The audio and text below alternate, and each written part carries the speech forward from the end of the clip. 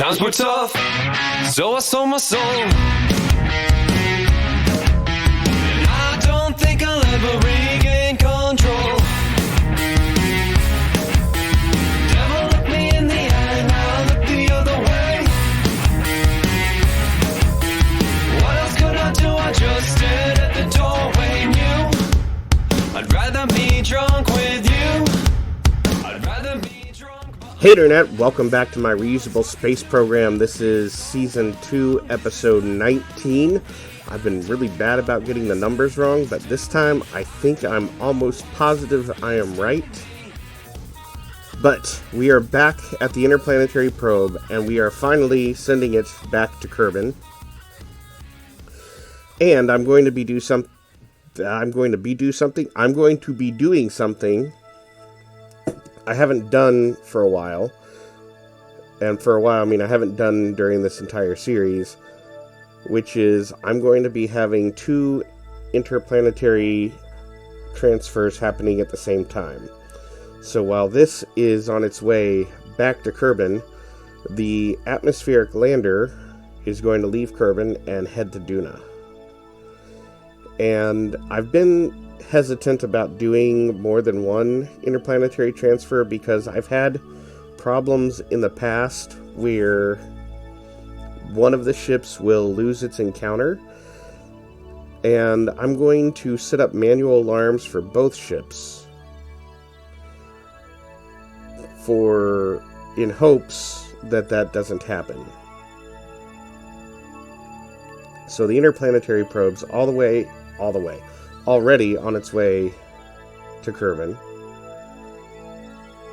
And I made a mistake right here of not fixing the encounter or making sure that I was coming in on the right side of Kerbin. Because right now that probably would have been about 40 Delta V. And I'm going to get to Kerbin, I'm going to be coming in the wrong side, and it's going to cost me like 1200. And that is due to the Oberth effect. And what I'm doing right now is I'm getting my close approach way down, which is actually going to hurt me in the long run, because if I would have been paying attention to the direction I was coming into Kerbin, I could have saved a lot of Delta V. The only good news out of this is the interplanetary probe has plenty of Delta V. But on another spacecraft, that could have completely ruined the mission, where I would not have been able to get a capture burn.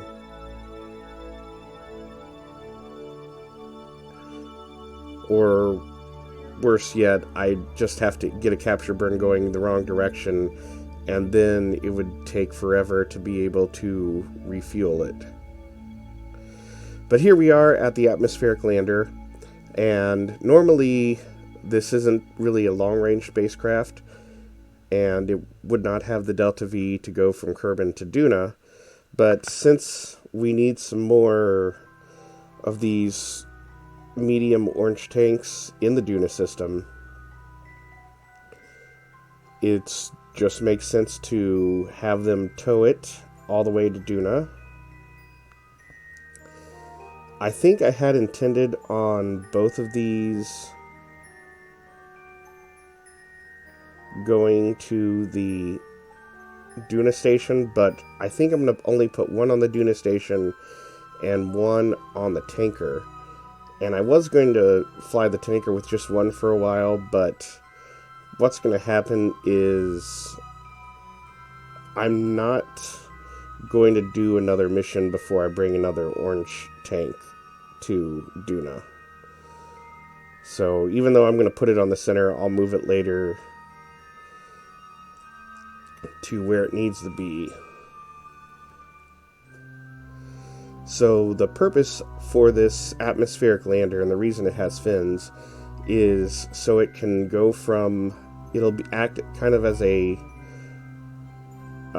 go-between between the Duna Station Discovery and the ground base.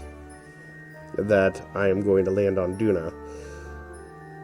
I have not yet sent the ground base there, but the atmospheric lander, as I'm calling it, will be there. It'll use just a little bit of Delta V to land on the surface, and then it will have enough Delta V to get back up into orbit and rendezvous with the station. And it can transport... I cannot talk today. It can transport crew down to the surface and then bring them back up to the station. And that's one of the goals for the reusable space program, that anywhere in the system you are, there is a ship that is routinely going back and forth in between them. So there are two space buses in the Kerbin system that go between the Mun station and Minmus station and the station in orbit of Kerbin. And you can catch the SSTO to go from the KSC and back. And I have not launched it yet, but I'm going to launch the space van that will go in between the Enterprise station in orbit of Kerbin to Discovery station in orbit of Duna. And then on each of the moon stations, there is a lander that can go from the station to any surface base on said moon. I don't yet have a surface base on Ike, but I was going to put a small one. And I only have one surface base on the Mun and the Minmus, but I had originally planned on having more. I just never got there because I got distracted with other stuff.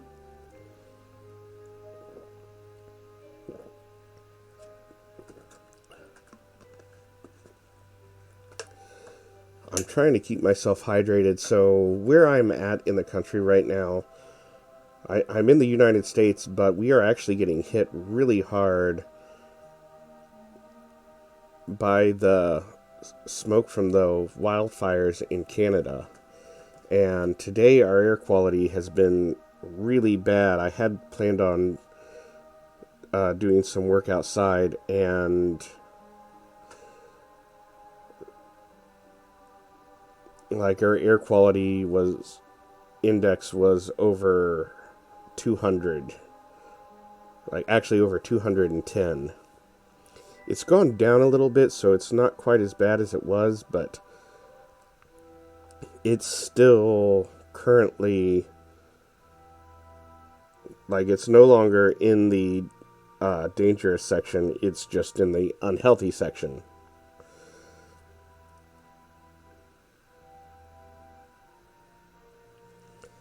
Which is not good. But hey, we are back at Kerbin. I wasn't paying attention to the video. And I've corrected my orbit, and I'm circularizing to get in a 400 kilometer orbit. And as you can see, I'm completely out of liquid fuel, and I'm just using the RCS, or the monopropellant, to complete the burn, which I have plenty of. And one thing I didn't know for a long time was that if you are out of fuel and you keep the throttle up, the RCS will remain engaged. But now the Interplanetary probe is back in orbit. We can go back to the atmospheric lander and complete its maneuvers to get it to Duna. Now I'm going to actually fix the approach, so I'm coming in to the correct side of the planet, and I'm actually coming into the correct plane. I mean, I'll still have to do a plane alignment when I get there, but it's not going to be nearly as drastic. And while this is going to take like 600 delta V. It would be a lot more if I waited.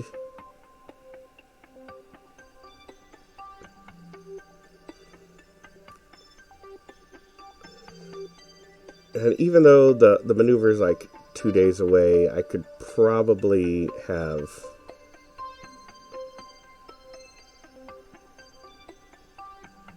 Okay. Well, here we are. This is the capture burn. I wasn't paying attention to what I was doing. But this is the capture burn to get us into a circular orbit of Duna. And the next thing is just to rendezvous with the space station.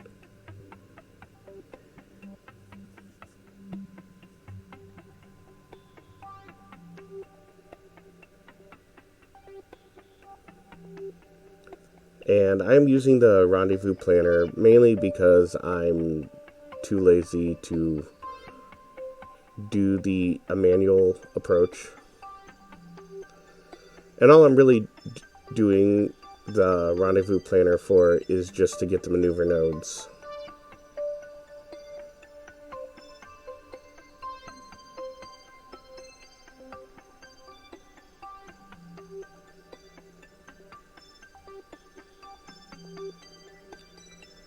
But we are finally getting almost all the infrastructure into the Duna system. Just a couple more launches.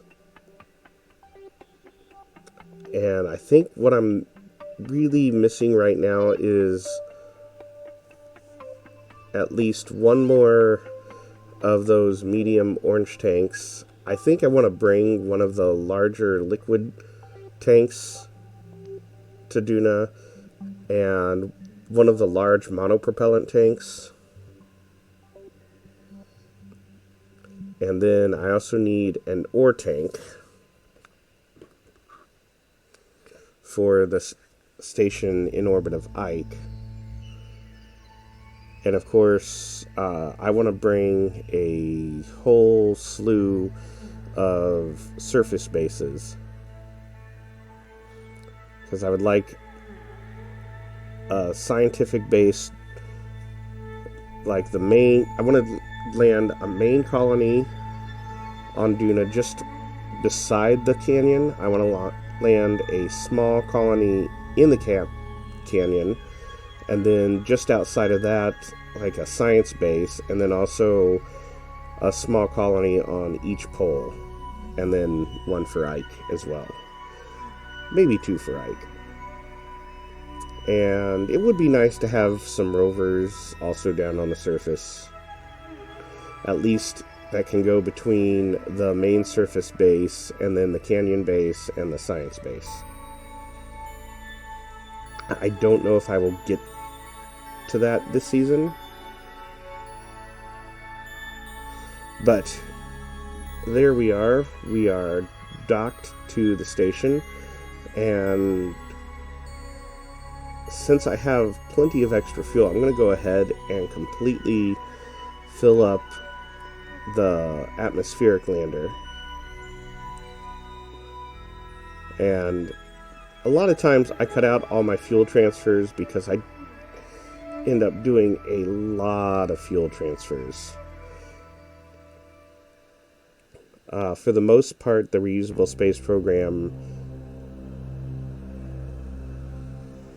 gets all their fuel in orbit from the mining stations I have set up. There's mining craft. Actually, it's not at Ike right now. It's here in orbit of Duna.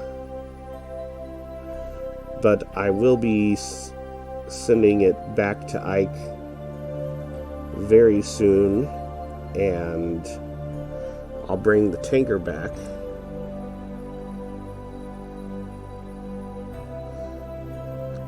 And I started to end the episode right there, but I realized the solar panels were in the wrong spot. So I'm just trying to fix their angle, and now I need to lock them. and for some reason I was having a hard time. Every time I clicked on the lock button, it wasn't wanting to take, but there it goes. I probably need to do the same thing for the Ike station. But anyway, this has been episode 19 of my Reusable Space program. We'll come back next episode and move some of this hardware that we just brought out around and continue building up the infrastructure for the Duna system. Thanks for watching, and if you haven't done so, hit that like button, subscribe to our channel, and we'll see you next time.